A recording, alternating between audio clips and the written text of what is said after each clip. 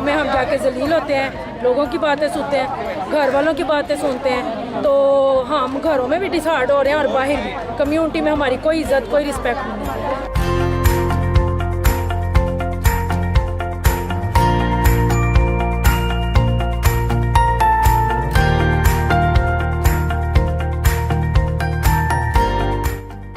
और अब हमने अगर हमें डेंगू की पेमेंट ना दी गई, हमने पोलियो से बाइकआउट कर दिया।